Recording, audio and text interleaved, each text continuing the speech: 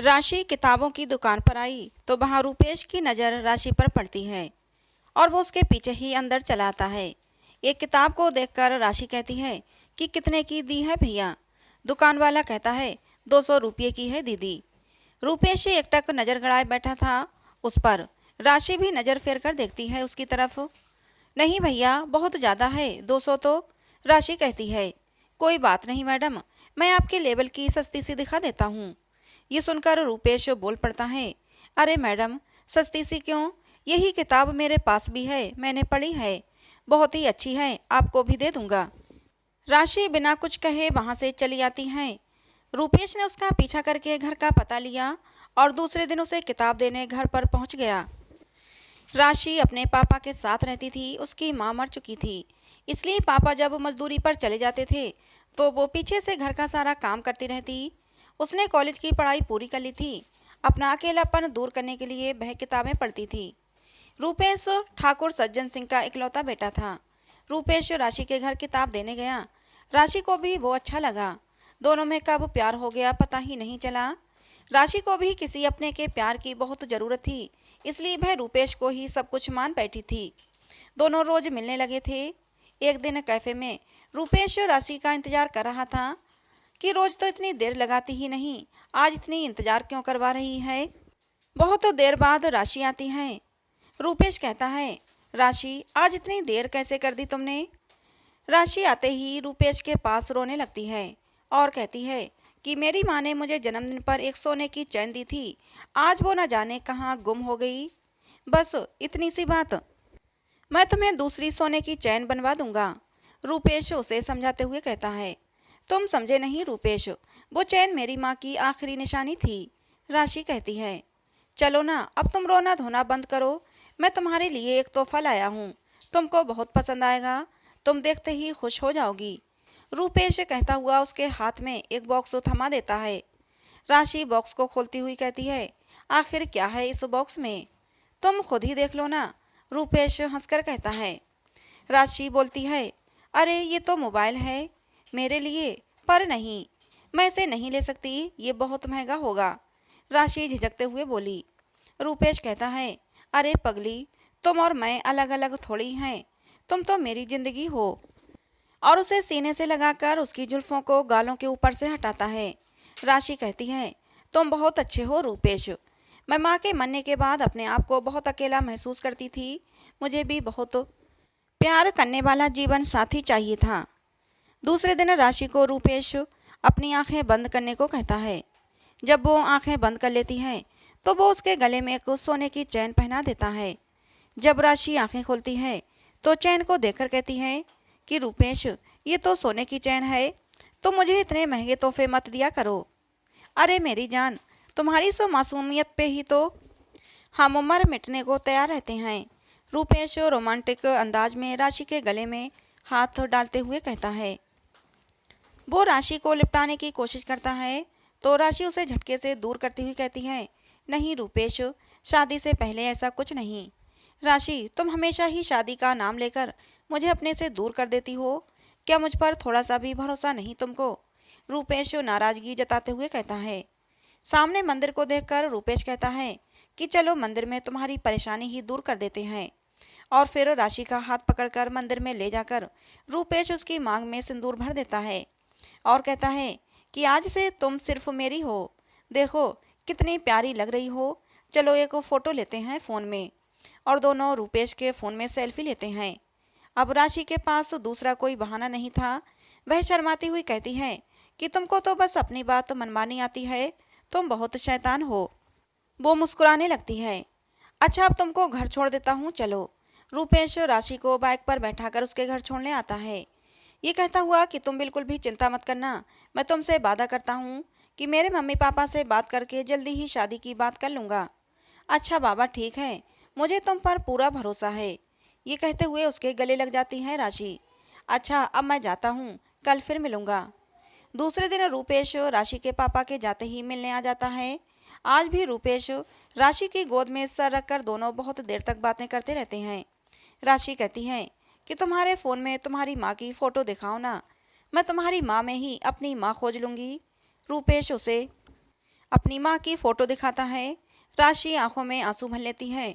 रूपेश उसे अपनी बाहों में समा लेता है और थोड़ी देर बाद दोनों अपनी सारी हदें पार कर लेते हैं। इस तरह उनको आपस में मिलते हुए 6 महीने बीत जाते हैं। जब 10-15 दिन तक रूपेश राशि से मिलने नहीं आया तो राशि ने फ़ोन किया कि रूपेश, ना तो अपनी माँ पापा से शादी की बात करते हो और ना मुझसे मिलने आते हो। राशि, मुझे कुछ काम आ गया था इसलिए आना नहीं हो पा रहा, रूपेश कहता है। और मेरे माँ पापा कहीं बाहर गए हैं, उनके आते ही मैं उनसे शादी की बात करता हूँ। इतने में ही राशि के पापा काम से आ जाते हैं और कहते हैं कि राशि, जल्दी से खाना परोस दो, बहुत तेज भूख लगी है। राशि जैसे ही किचन की तरफ मुड़ती है उसे बहुत तेज चक्कर आ जाता है और वो नीचे फर्श पर गिरकर बेहोश हो जाती है। उसके पापा जल्दी से डॉक्टर को बुलाते हैं। डॉक्टर जांच करके बताती है कि आपकी बेटी पेट से है, वो माँ बनने वाली है। क्या? राशि के पापा चौंकते हैं और सर पकड़कर रोते हुए कहते हैं कि ये क्या क्या राशि तुमने? इस गरीब के पास एक इज्जत ही तो थी, उसको भी तुम लुटाई। ये किसका पाप है? इतने में ही फ़ोन की घंटी बजती है। जल्दी से राशि फ़ोन उठाती है और कहती है कि रूपेश, आखिर आप अपने माँ पापा से कब तक बात करोगे? मैं तुम्हारे बच्चे की माँ बनने वाली हूँ। ये सुनते ही रूपेश फ़ोन को रख देता है। उधर रूपेश की माँ कहती है कि आज मेरे इकलौते बेटे का जन्मदिन है, कोई कमी नहीं रहनी चाहिए। रूपेश, तू कल मेरे साथ मंदिर में चलना, वहाँ गरीबों को कपड़े तेरे हाथों से ही देने हैं। जो उनकी दुआएं तेरे ऊपर हमेशा बनी रहें। ठीक है माँ, आप जैसा बोलोगी मैं वैसा ही करूँगा। रूपेश अपनी माँ राधिका का बहुत ही आदर्शवादी बेटा बनता था। राधिका अपने बेटे को बहुत ही संस्कारी समझती थी। अचानक वहाँ राशि के पिता आकर कहते हैं कि आपका संस्कारी बेटा मेरी बेटी की जिंदगी बर्बाद करके आया है। हमारे जैसे अमीरों के टुकड़ों पर पलने वाला 2 कौड़ी के नौकर तुम होते कौन हो मेरे बेटे पर इतना घटिया आरोप लगाने वाले? न जाने किसका पाप मेरे बेटे पर थोप रहे हो। राधिका बड़े गुस्से में कहती है। नहीं ठकुराइन जी, हमारे पास आपकी तरह शानो शौकत तो है नहीं, लेकिन इज्जत बहुत कीमती है, वो भी आपके बेटे ने बर्बाद कर दी है। अगर मुझसे सहमत नहीं तो अपने बेटे से ही पूछ लो।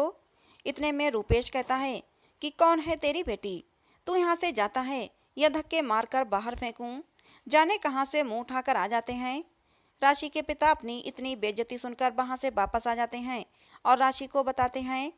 ये सब सुनकर राशि कहती है, नहीं पापा, रूपेश मुझसे बहुत प्यार करता है, वो मेरे बच्चे को अपना नाम देगा पापा। मैं अभी उसे फ़ोन करती हूँ। राशि पागलों की तरह फ़ोन मिलाती हुई बस यही बड़बड़ाए जा रही थी, उसे मेरे बच्चे को नाम देना होगा, हमारे प्यार की निशानी को अपनाना होगा। जब वो फ़ोन नहीं उठाता तो राशि के पापा कहते हैं कि बेटी, इस अनचाहिए बच्चे को लेकर तुम्हें समाज की ठोकरों के सिवाय कुछ नहीं मिलेगा, इसलिए इस बच्चे को गिराना ही पड़ेगा। नहीं पापा, इसमें इस नन्ही सी जान की क्या गलती है? राशि के पापा थोड़े कड़क होकर कहते हैं, या तो ये बच्चा या फिर मैं, इनमें से किसी एक को चुनना होगा। मुझे माफ़ कर देना पापा, मैं इस बच्चे को नहीं खो सकती। ये कहते हुए राशि अपने पापा के घर से निकल जाती है। रात का समय था। राशि अपने पापा के घर के बाहर निकलते ही बेहोश हो गई। सुबह मंदिर की घंटी बजती है। राधिका रूपेश के साथ पूजा करके गरीबों को दान कर रही थी।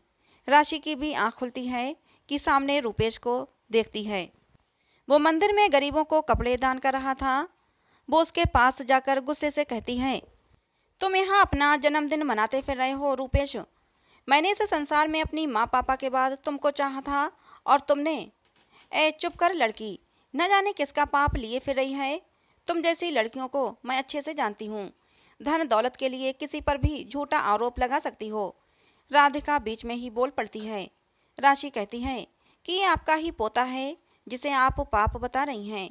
रूपेश कहता है, कौन हो तुम? क्या चाहती हो यार? मेरे बच्चे को तुम्हारा नाम। राशि कहती है। राधिका रूपेश का हाथ पकड़कर गाड़ी के पास ले जाती हैं।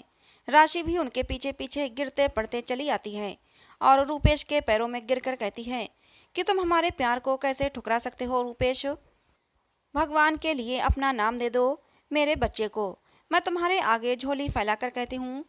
लेकिन रूपेश उसे धक्का देकर गाड़ी में बैठकर वहाँ से चला जाता है। राशि सड़कों पर कई दिनों तक भटकती रहती है। उधर राधिका उसे मारने की नित नई साजिशें करती है। लेकिन राशि हर बार बच जाती है। एक दिन राधिका उसे उठवा लेती है और तहखाने में बंद कर देती है। राशि का बच्चा गिराने की साजिश करते हुए राशि सुन लेती है और फिर वहां से किसी तरह निकलने में कामयाब हो जाती है। राधिका उसे भागते देख अपने आदमियों को उसके पीछे भेज देती है, लेकिन राशि किसी तरह वहां से पुलिस थाने पहुंच जाती है। हाँफते हाँफते वो पुलिस को सब बता देती है, लेकिन पुलिस उसके और रूपेश के संबंध के सबूत मांगती है, क्योंकि पुलिस ठाकुर सज्जन सिंह के खिलाफ कोई रिपोर्ट दर्ज नहीं करना चाहती थी। इसलिए राशि को सबूत के बहाने वहां से भगा देती है। इंस्पेक्टर राधिका को फोन करके कहता है कि कोई राशि नाम की लड़की आपके खिलाफ रिपोर्ट लिखवाने आई थी। ये सुनते ही राधिका कहती है, इसका तो पुख्ता इंतजाम करना होगा। रात को राशि जब खाने के लिए सड़कों पर भटक रही थी तो राधिका के आदमी उसे पकड़कर इतना पीटते हैं कि उसके पेट में जोर से दर्द होने लगता है।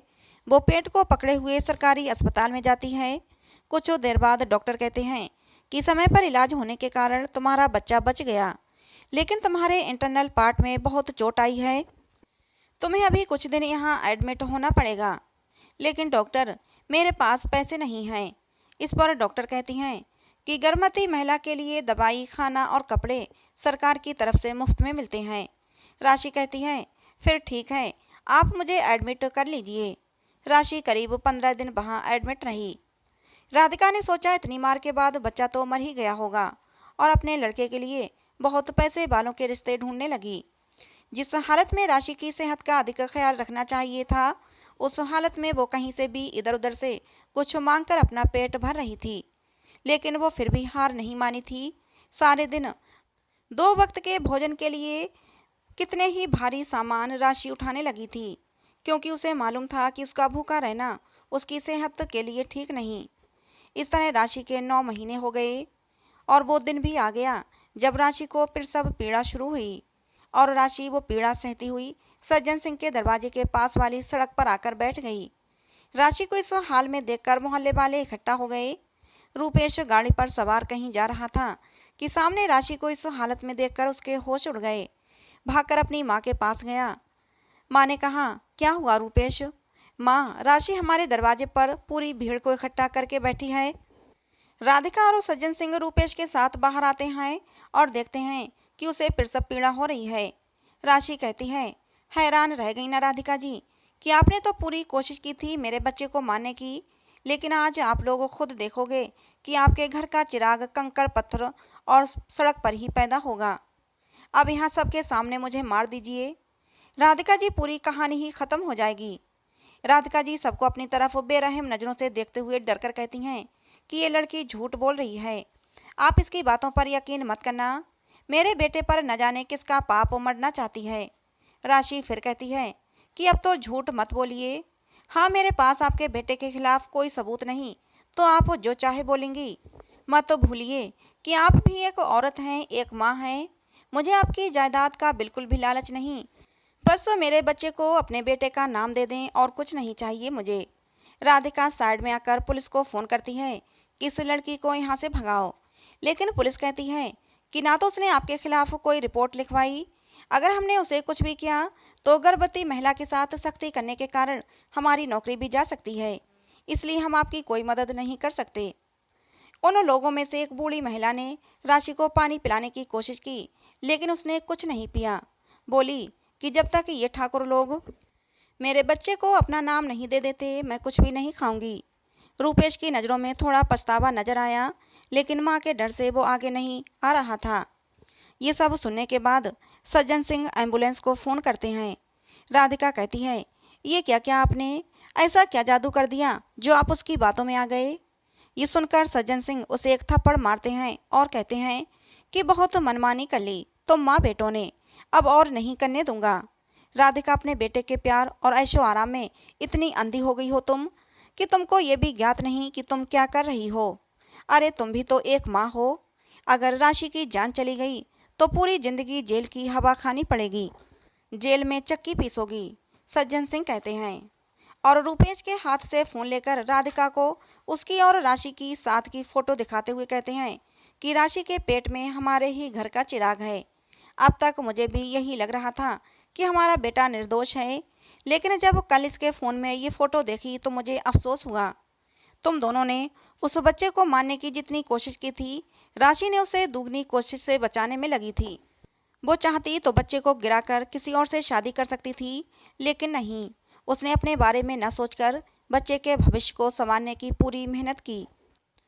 रूपेश अपनी माँ के पैरों में गिरकर कहता है कि मैं कायर हूँ, जो अपने गुनाह को सुधारने की कोशिश छोड़कर अपने ही बच्चे का दुश्मन बन बैठा। माँ, उसने तो बार बार मना किया। हमारे बीच जो संबंध हुआ वो दोनों की मर्जी से हुआ था। माँ, आपको जो सज़ा देनी है मुझे दे दो, मेरे बच्चे को अपना लो। राधिका कहती है, गलती तो मेरी है, जो मुझसे एक बार भी नहीं पूछा कि गलती तेरी भी हो सकती है। आज राशि, जो मुझसे उम्र और रुतबे में छोटी होकर भी मेरे सामने सबसे महान बन गई। सज्जन सिंह कहते हैं कि ज़्यादा देर की तो राशि की जान खतरे में पड़ जाएगी, चलो राशि को अस्पताल पहुंचाते हैं। राशि के पास जाकर सज्जन सिंह कहते हैं, हमें माफ़ कर दे बहू, अपने घर के चिराग को सड़क पर जन्म नहीं लेने दूंगा। इतने में ही एम्बुलेंस आती है और रूपेश राशि को गोद में उठाकर उसे एम्बुलेंस में बिठाता है। राशि उसकी तरफ बस आंसू बहाते हुए एकटक देखे जा रही थी।